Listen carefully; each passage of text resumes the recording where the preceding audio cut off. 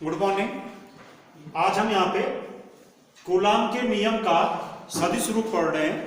इससे पहले हमने कूलाम का जो नियम था उसको पढ़ा और उसमें जो सूत्र आया था F बराबर 1/4πε0 Q1 Q2 upon R square, इस सूत्र को पढ़ा था।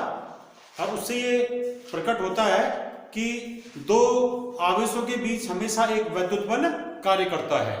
यदि आवेश समान प्रकृति के हैं तो उनके बीच एक वैद्युत प्रतिकर्षण बल कार्य करता है, और यदि आवेश विपरीत प्रकृति के हैं तो उनके बीच वैद्युत आकर्षण बल कार्य करता है। अब हम यहाँ पे जो कूलाम के नियम में जो सूत्र आया था उस सूत्र का सदिश रूप देखेंगे, क्योंकि कूलाम के नियम में ये पता चलता है कि आवेशों के बीच बल लगता है, और बल का सूत्र था कि F बराबर 1/4πε0 Q1 Q2 upon R square. तो उसमें बल क्या है? सदिश राशि है, इसलिए सूत्र को हम सदिश रूप में प्रकट कर सकते हैं। तो देखिए इसमें कैसे करेंगे सदिश रूप में प्रकट इसको। यहां पर बिंदु A और बिंदु B, ये दो बिंदु हैं। इन दो बिंदुओं पर दो धनावेश रखें, एक Q1 और एक Q2। ये दो धनावेशित कण हैं, ये बिंदु A और B पे रखे गए हैं, ठीक है। और यहां पर इन दोनों आवेशों के बीच की दूरी जो है स्मॉल r है। अब यहां पर इसमें Q1 से Q2 की ओर, ध्यान से देखिए इसको, Q1 से Q2 की दिशा में जो एकक सदिश है वो है R12 कैप। R12 कैप ये क्या है? ये Q1 Q2 को मिलाने वाली जो रेखा है, इस रेखा की दिशा में एकक सदिश है।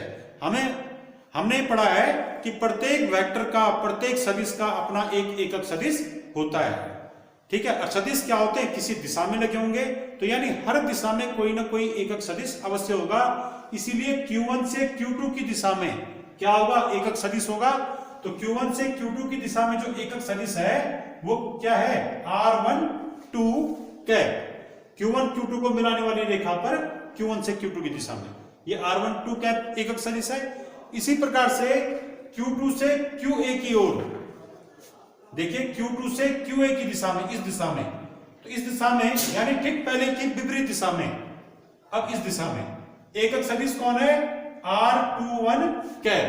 तो अर्थात B से A की दिशा में एकक सदिश R21 कैप है, और A से B की दिशा में एकक सदिश R12 कैप है। ये दोनों एकक सदिश क्या हैं? एक ही रेखा पर हैं और एक दूसरे के विपरीत दिशा में, ठीक है। तो यहां पर ये जो दोनों सदिश होंगे R12 कैप और R21 कैप, ये दोनों एक ही रेखा पर परस्पर विपरीत दिशा में लगे हुए एकक सदिश हैं। और एकक सदिश का परिमाण कितना होता है? 1। यानी इस वाले एकक सदिश का परिमाण भी 1 होगा, इसका भी क्या परिमाण होगा? 1। और दोनों एक दूसरे की विपरीत दिशा में लगे हैं, तो यानी एक दूसरे के क्या होंगे? विपरीत वेक्टर होंगे। दोनों के परिमाण बराबर है परंतु दिशाएं क्या है?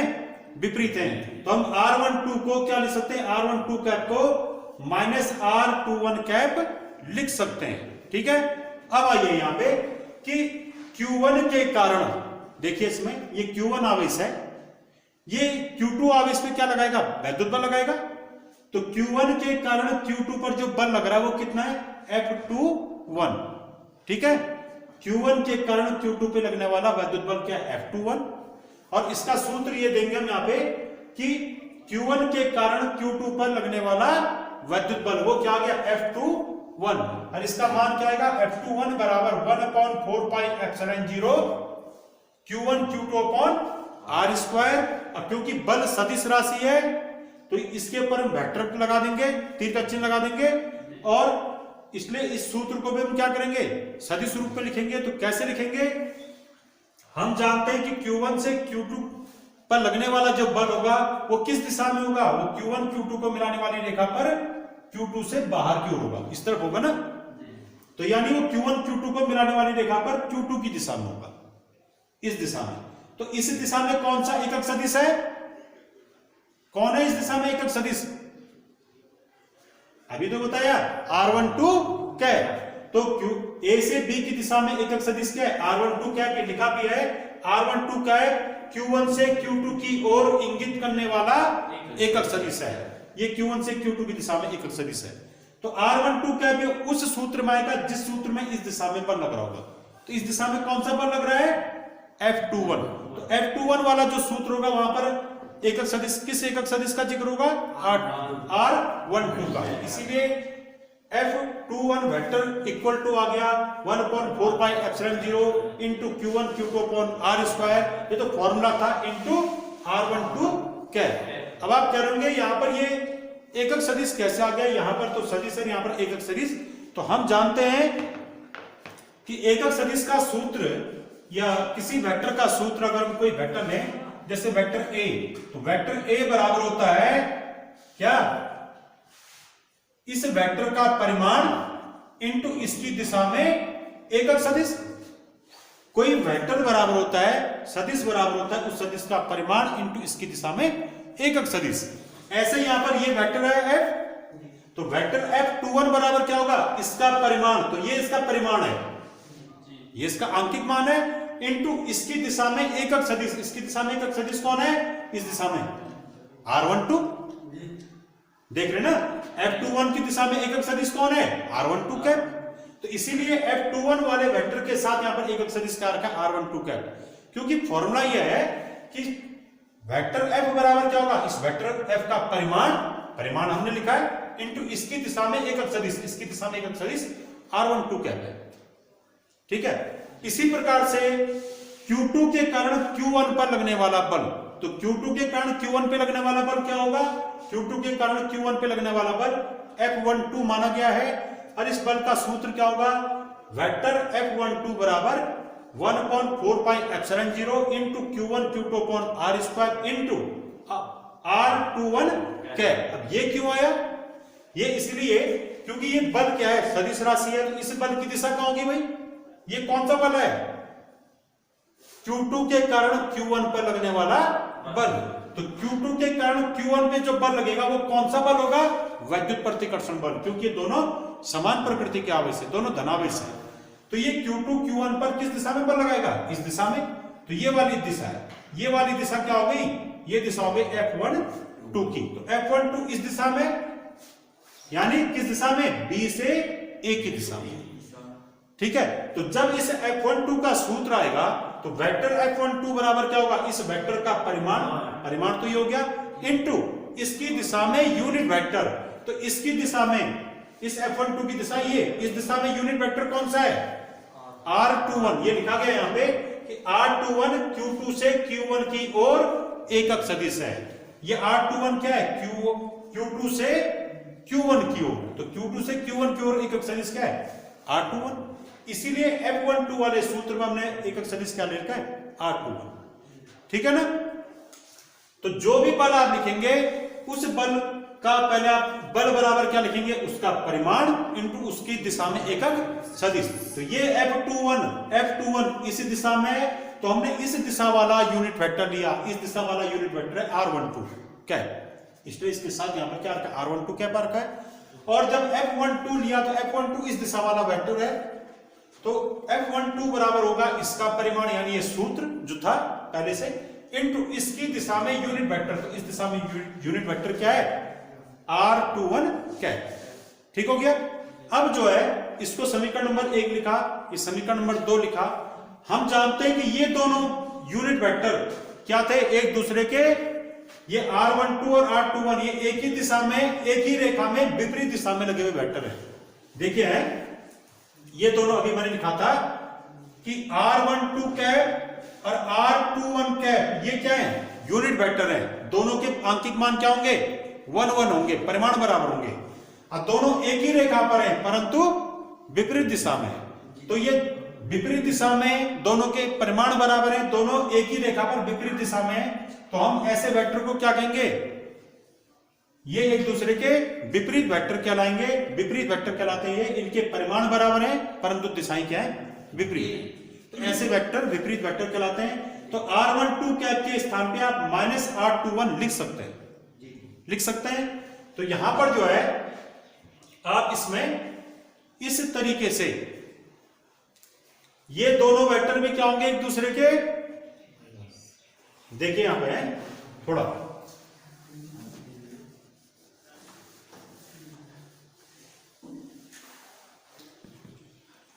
इस वाले को कि जब ये दोनों आपस में बराबर आ गई, R12 cap equal to minus R21 cap, ये लिख दिया। आप R21 कैप के स्थान पे R12 ये वाला R21 कैप के स्थान पे क्या लिख सकते हैं, इसको हम ऐसा लिख सकते हैं R21 कैप बराबर माइनस R12 कैप। तो इस R21 कैप के स्थान पे लिख दीजिए ना माइनस R12 कैप, इसको लिख दो। तो हम लिख रहे हैं इसके स्थान पे, तो यह आ जाएगा F12 vector equal to 1/4 pi epsilon 0 Q1 Q2, इसी को आगे सॉल्व कर रहा हूं मैं, upon R square into minus R12 cap. ठीक हो गया। इसके स्थान पे क्या लिखा हमने, R12 कैप।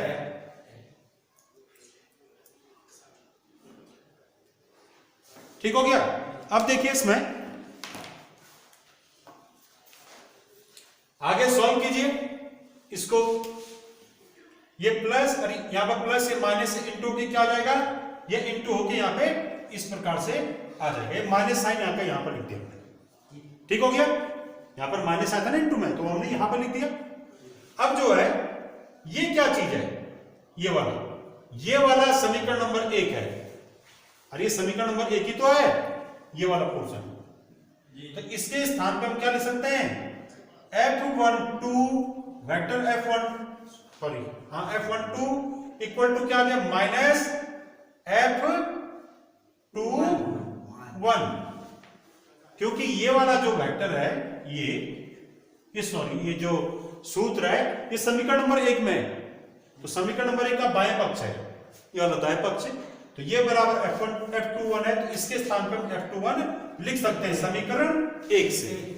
तो यहां पर आ गया कि F12 बराबर माइनस ऑफ F21। ठीक है, यहां पर हमने इधर से मान लिया।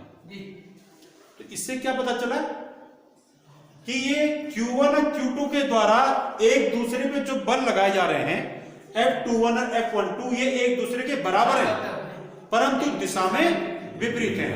तो यहां पर न्यूटन के क्रिया प्रतिक्रिया नियम का भी पालन होता है।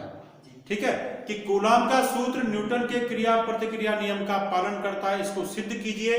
तो यहां पर सिद्ध हो गया कि यहां पर दो आवेश Q1 Q2 के द्वारा एक दूसरे पे F12 और F21 बल लगाया जा रहा है। ये दोनों बल एक ही रेखा पर परस्पर विपरीत दिशाओं में हैं और दोनों के आंकिक मान भी क्या हैं, बराबर हैं। दोनों के आंकिक मान बराबर हैं और दिशा क्या है, विपरीत है।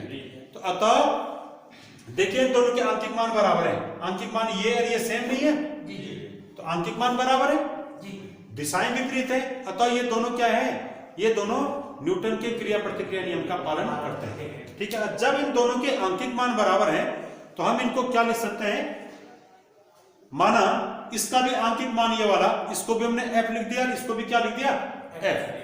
हमने कहा ना इन दोनों के आंकिक मान बराबर है, तो इनके आंकिक मान बराबर है, तो माना इनके आंकिक मान क्या है, F है।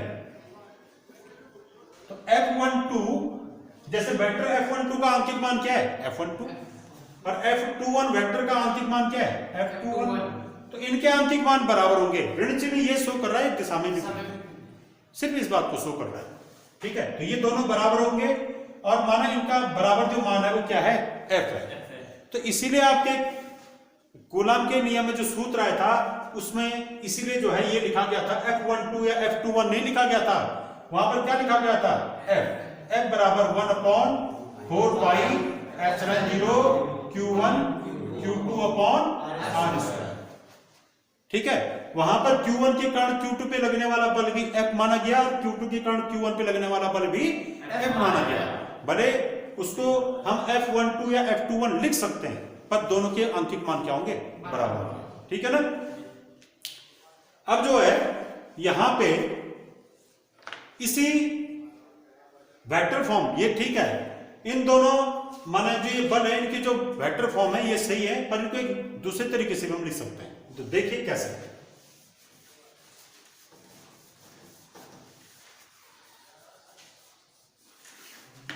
हम जानते हैं कि किसी एकक सदिश का मान, जैसे वेक्टर ए का वेक्टर ए कैप क्या है, ये जो है वेक्टर ए है वेक्टर, इसका यूनिट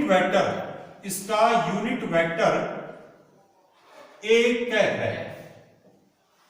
माना वेक्टर ए का यूनिट वेक्टर क्या है, ए कैप है, तो इस ए कैप का सूत्र क्या होगा, ए कैप बराबर होगा वेक्टर ए अपॉन इस वेक्टर का परिमाण। किसी वेक्टर में उसके परिमाण का से भाग देने पर क्या निकलता है, उस वेक्टर का यूनिट वेक्टर या एकक सदिश निकलता है। तो अर्थात हम ए कैप के स्थान पे इसको लिख सकते हैं। तो ऐसे ही अगर कहीं पे r12 कैप आ रखा है, तो r12 कैप क्या है, ये r12 की दिशा में, इस r12 जो इस दिशा में होगा, इस दिशा में क्या है, यूनिट वेक्टर है। तो हम इसकी जगह पे क्या लिख सकते हैं, r12 vector r12 upon r12 इस वेक्टर का परिमाण। ये r12 क्या होगा, q1 q2 के बीच की दूरी। ठीक है, तो हम यहां पर इसको लिख सकते हैं। तो क्या आ जाएगा, ये जो F21 का सूत्र बना, ये हो जाएगा F21 समीकरण नंबर 1 में, ये बराबर हो जाएगा 1/4 pi epsilon 0 Q1 Q2 upon R square into, ध्यान से देखिए इसको है, मैं इसको थोड़ा और आगे हल कर रहा हूं जी। ये r12 कैप बराबर हमने लिखा वेक्टर r12 अपॉन r12 मतलब इस Q1 Q2 के बीच की दूरी। तो Q1 Q2 के बीच की दूरी क्या है, r। तो यानी ये किसका मान होगा, r। ये r12 बराबर क्या होगा, r। ठीक है, इसी को हमने r लिखा, इसी को क्या लिख दिया, r12 लिख दिया। r12 माने 1 से 2 के बीच की दूरी, तो वो दूरी तो r है ना। तो यहां पर इसको हम r12 कैप को क्या लिखेंगे, पहले वेक्टर r12 अपॉन r12 और तब इसका एक्चुअल मान लिख देंगे कि ये क्या है, 1/4 pi epsilon 0 Q1 Q2 upon R square into r12 का मतलब r, और ये r12 ये वाला वेक्टर r12 मतलब Q1 से Q2 की दिशा में वेक्टर। तो इसको हम वेक्टर r भी लिख सकते हैं, क्योंकि ये इस दिशा में वेक्टर क्या है, Q1 से Q2 की दिशा में वेक्टर क्या है, वेक्टर r है। इसको हम त्रिज्या वेक्टर भी कह सकते हैं। ठीक है, ऐसा लिखा जा सकता है इसको। तो यहां पर f एक्चुअल में ही वो ये वाली फॉर्म है, तो हमने r12 को क्या लिख दिया, r लिख दिया, क्योंकि 1 और 2 के बीच का वेक्टर हो। ठीक है, F21 equal to 1/4 pi epsilon 0 Q1 Q2 upon r, ये क्या हो जाएगा, r क्यूब और इनटू वेक्टर r। तो ये भी इसका वेक्टर फॉर्म है। वेक्टर F21 को हम ऐसे भी लिख सकते हैं, या तो इस रूप में लिखिए या तो इस रूप में लिखिए, दोनों ही सही है। ठीक है, इसी पैटर्न पे आप उसको भी लिखेंगे, किस वाले को, F12 वाले को। ठीक है ना, F12 वाले को भी हम बना सकते हैं। क्या लिखेंगे F12 वाले को, जैसे अगर हम F12 का सूत्र बनाए कि Q1 के कारण Q2 पर लगने वाला बल F12 इक्वल टू क्या हो जाएगा, 1/4 pi epsilon 0 Q1 Q2 upon R square into क्या था यहाँ पे, R21 क्या है, 2 से 1 के बीच का जो यूनिट वेक्टर था। ठीक है, अब हम इसको क्या लिखेंगे, F12 वेक्टर, ये समीकरण नंबर जो 2 में आया था उसी को आगे हम सॉल्व कर रहे हैं। तो ये क्या आया था, 1/4 pi epsilon 0 Q1 Q2 upon R square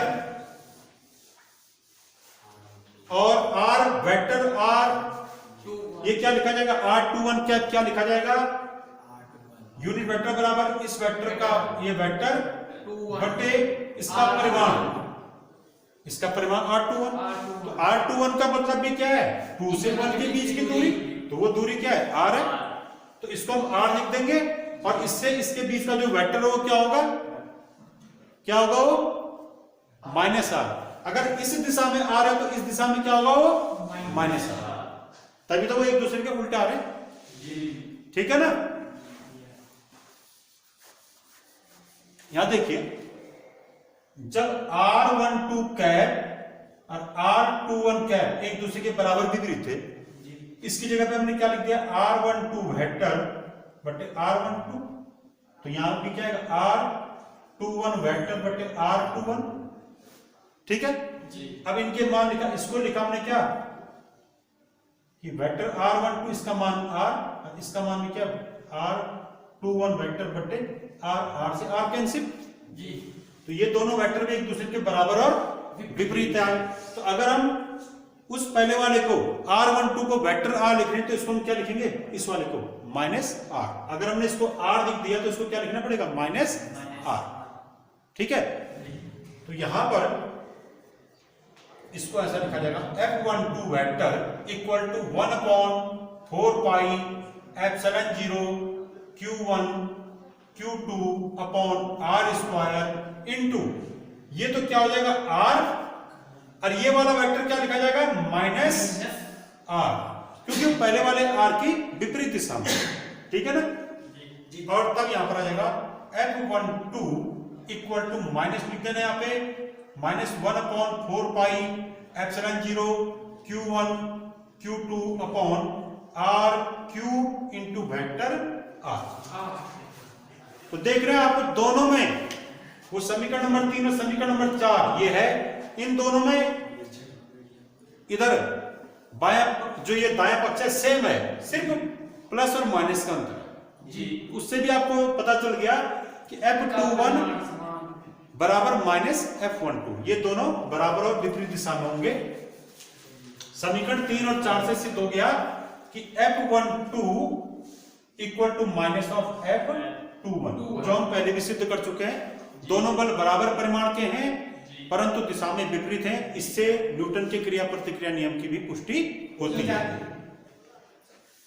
अब इसके बाद कि इन दो आवेशों के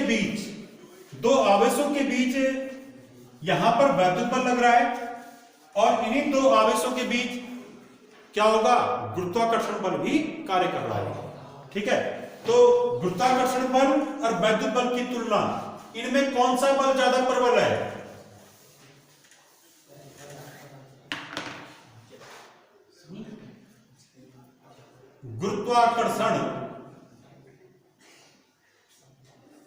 गुरुत्वाकर्षण बल एवं वैद्युत बल की तुलना।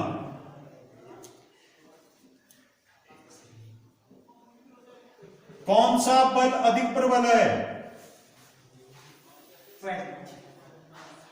इसके लिए हम दो प्रोटॉन लेते हैं माना, जैसे प्रोटॉन है माना, इस पे धनावेश है और एक दूसरा प्रोटॉन है, इस पे भी क्या है, धनावेश है। दोनों पे समान आवेश होगा। इनके बीच की दूरी माना R है। ठीक है, R का मान आप 1 मीटर या कुछ भी मान सकते हैं। तो ये पाया जाता है कि जो वैद्युत बल होता है वो गुरुत्वाकर्षण बल की तुलना में बहुत प्रबल होता है। वैद्युत बल का मान गुरुत्वाकर्षण बल से अधिक होता है। अगर हम प्रोटॉन भी लेने एग्जाम्पल में कि दो प्रोटॉन कण हैं, ठीक है, तो इनके बीच जो वैद्युत बल लग रहा होगा उस वैद्युत बल का जो मान होगा वो इनके बीच लगने वाले गुरुत्वाकर्षण बल की तुलना में 10 की घात 36 गुना होगा। अर्थात जैसे प्रोटॉन के बीच प्रोटॉन के मध्य अगर हम गुरुत्वाकर्षण बल देखें, माना इनके बीच जो गुरुत्वाकर्षण बल लग रहा है, गुरुत्वाकर्षण बल इनके द्रव्यमान के कारण लगेगा। इनका द्रव्यमान होगा जरूर, इन कणों का द्रव्यमान है, सूक्ष्म है पर है जरूर। तो इनके द्रव्यमान के कारण इनके बीच जो गुरुत्वाकर्षण बल लगेगा उसका मान सपोज कितना है, उसको मान रहे F G, gravitational force between particles, proton particles, ठीक है। अब ऐसे ही प्रोटॉन उन्हीं प्रोटोनों के बीच जो अभी भी पहले जैसी दूरी पे रखे हुए हैं, उतनी दूरी पे रखे हैं, इनके बीच जो विद्युत बल होगा, क्योंकि आवेशित है, आवेशित कणों के बीच विद्युत बल भी कार्य करता है, तो इनके बीच जो विद्युत बल लग रहा है उसको हम एफ ई से प्रकट कर रहे हैं, ठीक है, इलेक्ट्रिक फोर्स बिटवीन प्रोटॉन्स, ठीक है। तो इसमें ये जो एफ ई का मान है ये एफ जी से 10 की घात 36 गुना होता है। तो विद्युत बल का मान गुरुत्वाकर्षण बल से 10 की घात 36 गुना होता है, ठीक है ना जी। तो इससे सिद्ध हो गया कि विद्युत बल गुरुत्वाकर्षण बल की तुलना में बहुत अधिक प्रबल है। ये तो प्रोटॉन के लिए है। अगर हम इनकी जगह पे इलेक्ट्रॉन लें तो ये 10 की घात और ज्यादा आती है। अगर हम इसकी जगह पे इलेक्ट्रॉन ले लें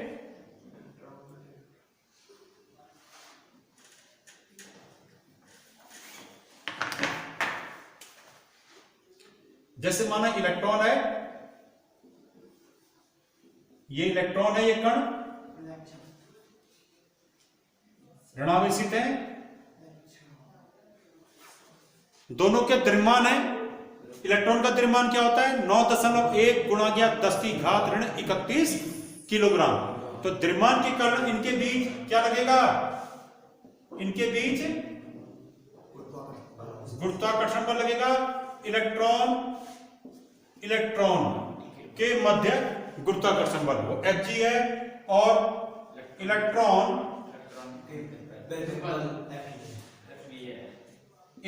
के मध्य विद्युत बल माना एफ ई है। तो उस स्थिति में यहां पर विद्युत बल एफ ई बराबर 10 की घात 43 गुणा एफ जी आता है। अर्थात इलेक्ट्रॉन के बीच लगने वाला जो विद्युत बल है वो उनके बीच लगने वाले गुरुत्वाकर्षण बल का 10 की घात 43 गुना होता है। इतना ज्यादा प्रबल है।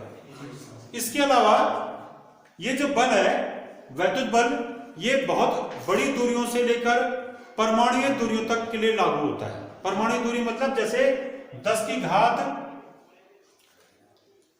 14 मीटर, 10 की घात 14 मीटर, इतने कम दूरियों पर भी ये विद्युत बल लागू होता है और बहुत अधिक दूरियों पर भी ये विद्युत बल लागू होता है। पर इतनी कम दूरी, एक दूरी कौन सी है, नाभिक की त्रिज्या, ठीक है। तो नाभिक की त्रिज्या इस कोटि की होती है। तो वहां पर जो है जो प्रोटॉन जो नाभिक के अंदर होते हैं उनके मध्य लगने वाला जो विद्युत बल होता है वो बहुत क्षीण होता है, ठीक है। तो नाभिक के अंदर जो प्रोटॉन है उनके मध्य की दूरी बहुत अल्प होती है और इतनी अल्प दूरियों पर विद्युत बल बहुत अधिक प्रभावी नहीं रह पाता। इसीलिए नाभिक के अंदर के जो प्रोटॉन है उनके बीच विद्युत प्रतिकर्षण बल वहां पर बहुत ज्यादा प्रभावशाली नहीं रहता, उसका मान नगण्य होता है, ठीक है। इसीलिए वो प्रोटॉन एक दूसरे को प्रतिकर्षित नहीं कर पाते हैं। नाभिक के अंदर एक बल और उपस्थित रहता है जिसको हम क्या कहते हैं, प्रबल नाभिकीय बल। कौन सा बल है वो प्रबल नाभिकीय बल, वो प्रोटॉन के बीच लगने वाला आकर्षण बल है, या प्रोटॉन न्यूट्रॉन के बीच लगने वाला आकर्षण बल है, या न्यूट्रॉन के बीच लगने वाला आकर्षण बल है। तो मतलब प्रोटॉन न्यूट्रॉन मतलब न्यूक्लियॉन्स। तो नाभिक के अंदर जो न्यूक्लियॉन है उनके मध्य एक प्रबल आकर्षण बल कार्य करता है। उस आकर्षण बल को हम क्या कहते हैं, प्रबल नाभिकीय बल। वो प्रकृति का सबसे प्रबलतम मूल बल है, ठीक है। वो विद्युत बल से भी ज्यादा शक्तिशाली है और गुरुत्वाकर्षण बल से भी ज्यादा शक्तिशाली है। तो वही बल क्या करता है, नाभिक के अंदर प्रोटॉन न्यूट्रॉन को आपस में बांधे हुए रखता है। अब जो है और क्या तुलना इन दोनों में कि विद्युत बल आवेशों के बीच के माध्यम पर निर्भर करता है, परंतु गुरुत्वाकर्षण बल माध्यम पर निर्भर नहीं करता है, ये केवल द्रव्यमान पर निर्भर करता है। तो विद्युत बल आवेशों के बीच के माध्यम पर निर्भर करता है, जबकि गुरुत्वाकर्षण बल माध्यम पर निर्भर नहीं करता है। ठीक है, इसी प्रकार से जैसे यहां पे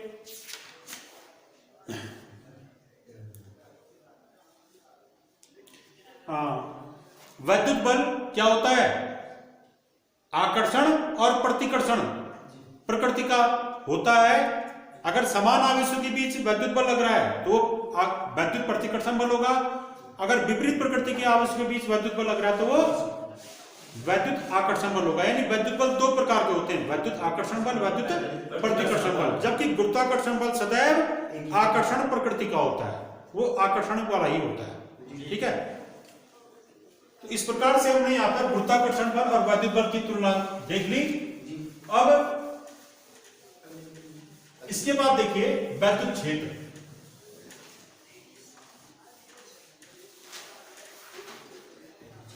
वैद्युत क्षेत्र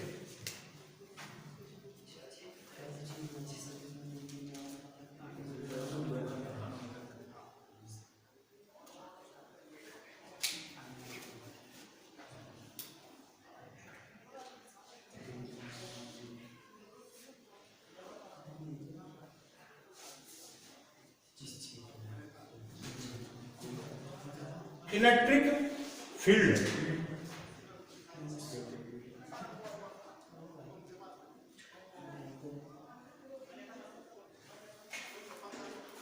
ठीक है, आप एक धनावेश की कल्पना कीजिए, धनावेश भी हो सकता है, ऋणावेश भी हो सकता है। यह धनावेशित कण है माना कोई। अब इसके माना इसमें जो चार्ज है वो कैपिटल क्यू आवेश है, कैपिटल क्यू कूलम का आवेश है इसमें जी। ठीक है, इससे जो है कुछ दूरी पे मैंने यहां पर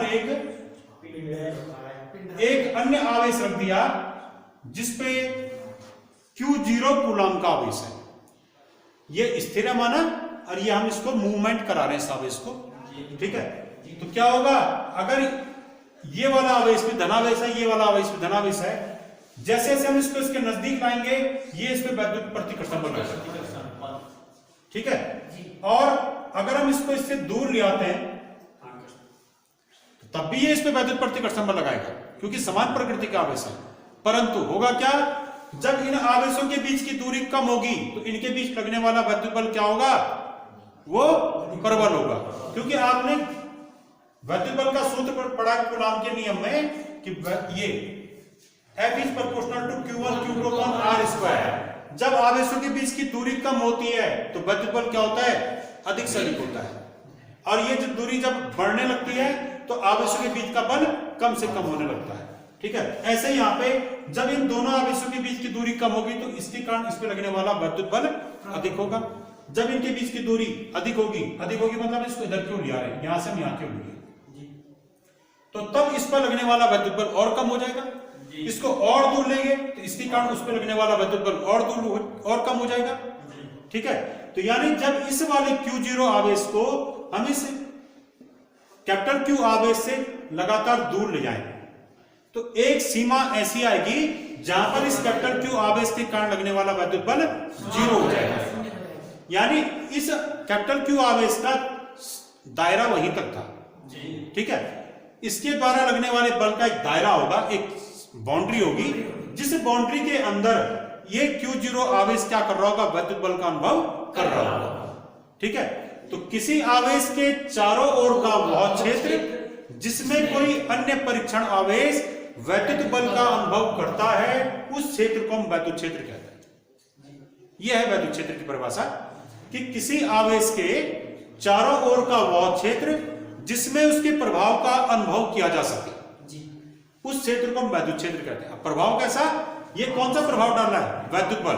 ठीक है, तो किसी आवेश के चारों ओर का वह क्षेत्र जिसमें कोई अन्य आवेश वैद्युत बल का अनुभव करता है उस क्षेत्र को हम वैद्युत क्षेत्र कहते हैं, इलेक्ट्रिक फील्ड कहते हैं।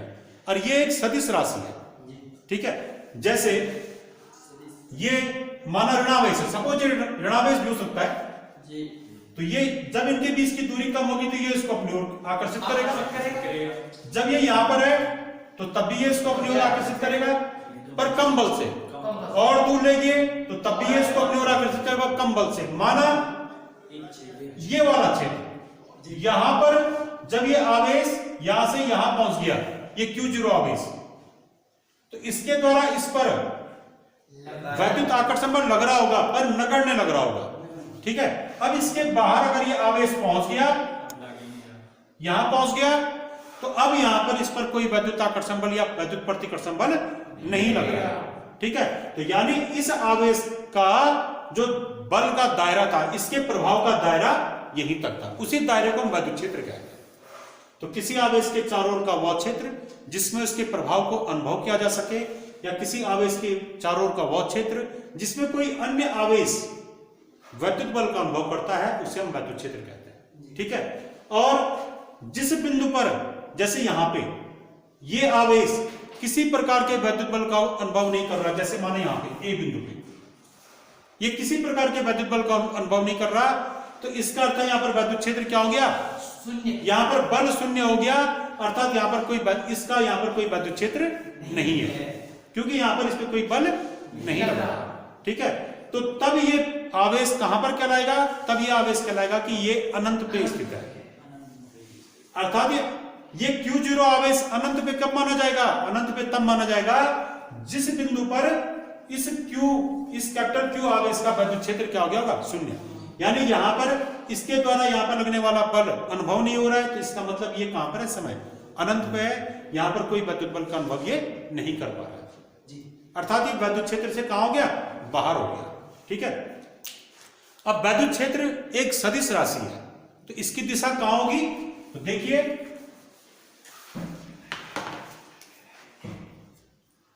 ये जो आवेश है जिसको मूवमेंट करा रहे हैं Q0 आवेश, ये माना धनावेश है, ठीक है।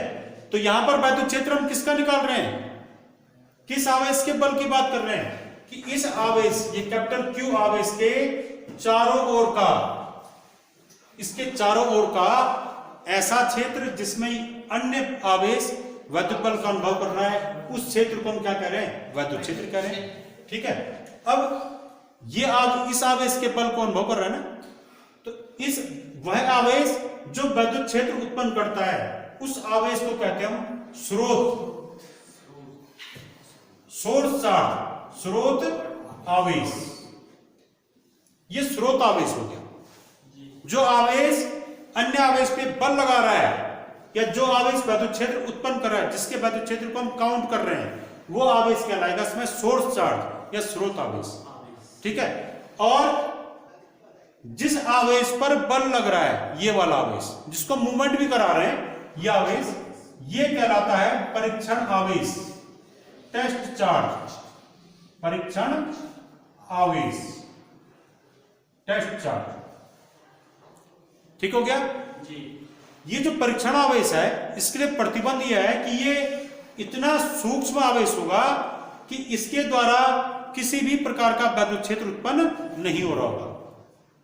अरे एक चीज है ना, जैसे ये आवेश वैद्युत क्षेत्र उत्पन्न कर रहा है, वैसे हर आवेश वैद्युत क्षेत्र उत्पन्न करता है, कोई कम करता है, कोई ज्यादा करता है। वैद्युत क्षेत्र का मतलब इसके चारों ओर का वह क्षेत्र जिसमें कोई अन्य आवेश बल का अनुभव कर रहा है, वैद्युत बल का। तो ऐसे इस आवेश का भी क्या होगा, अपना वैद्युत क्षेत्र होगा। पर इसके वैद्युत क्षेत्र को क्या माना गया है, सूक्ष्म, इतना सूक्ष्म माना गया है कि वो इस बड़े आवेश के वैद्युत क्षेत्र पे कोई प्रभाव नहीं डाल पा रहा। तो परीक्षण आवेश हमेशा वो वाला लिया जाता है जिसके द्वारा उत्पन्न वैद्युत क्षेत्र स्रोत आवेश के वैद्युत क्षेत्र पे कोई परिणामी प्रभाव नहीं डालता है, ठीक है, नगण्य प्रभाव डालता है। अब यहां पर वैद्युत क्षेत्र की दिशा, तो वैद्युत क्षेत्र एक सदिश राशि है, इसकी दिशा हम कैसे देखेंगे, ये देखिए, अगर ये परीक्षण आवेश धनावेश है और हम ये स्रोत आवेश को देख रहे हैं, तो स्रोत आवेश से बाहर की ओर, सॉरी यहां पे ये है, इस पर ये धनावेश है, इस पर बाहर की ओर जो बल लगेगा, ये बाहर क्यों लग रहा है ना इस पर बल, तो यही बल की दिशा क्या होगी, यहां पर वैद्युत क्षेत्र की दिशा भी होगी। ये आवेश इस परीक्षण आवेश पे कहां की ओर बल लगा रहा है, बाहर की ओर, तो यही बल की दिशा इस समय वैद्युत क्षेत्र की भी दिशा होगी। तो धनावेश के वैद्युत क्षेत्र की दिशा धन से बाहर की ओर होती है। जैसे ये भी कह सकते हैं धनावेश है ना, तो ये धनावेश पे बाहर की ओर बल लगा होगा प्रतिकर्षण बल, तो यहाँ पर वैद्युत क्षेत्र की दिशा क्या हो गई, धनावेश से बाहर की ओर। और ऋणावेश के वैद्युत क्षेत्र की दिशा, अगर ऋणावेश होगा तो क्या करेगा, इसको अपनी ओर आकर्षित करेगा, अंदर की ओर खींचेगा। तो ऋणावेश का वैद्युत क्षेत्र भी क्या होगा, इसमें बल की दिशा अंदर की ओर, तो इसका वैद्युत क्षेत्र भी क्या होगा, अंदर की ओर। तो ऋणावेश का वैद्युत क्षेत्र ऋणावेश की ओर, धनावेश का वैद्युत क्षेत्र धन से बाहर की ओर होता है। ठीक है, तो आज हमने यहाँ पे वैद्युत क्षेत्र पढ़ लिया, कूलॉम के नियम का सदिश रूप पढ़ लिया। Thank you.